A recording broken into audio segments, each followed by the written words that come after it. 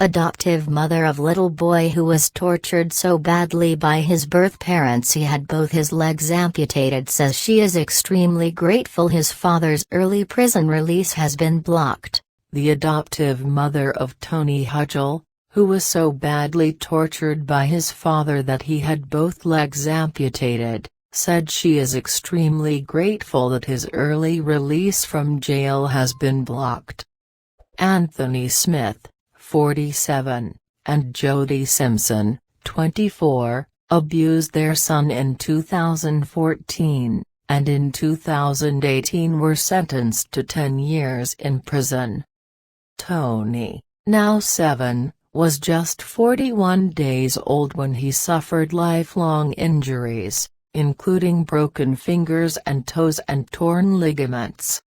He contracted sepsis, meaning his legs had to be amputated up to his knees, and he now uses prosthetics to walk. Justice Secretary Dominic Raab used Tony's law, inspired and named after the youngster, to block Anthony Smith's release from jail this week. Tony's adoptive mother, Paula Hudgell, successfully campaigned for Tony's law in order to increase sentences for those found guilty causing serious harm to a child from 10 to 14 years. Causing the death of a child will rise from 14 years to life under the Police, Crime, Sentencing and Courts Act 2022. Paula, 54, from Kent, said she is over the moon that Tony's biological father will stay in prison. She said, "Once again we are extremely grateful that Dominic Raab has stepped in on Anthony Smith's release. It shows the importance of why Tony's law needed to come into force as sentences absolutely were too lenient. It also still highlights the absolute need for a child cruelty register."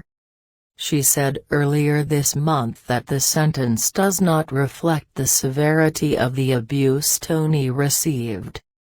Raab also blocked the release of Tony's mother, Jody Simpson, 2 weeks ago. Mr. Raab said, "The first duty of government is to protect the most vulnerable, and no one is more vulnerable than a child.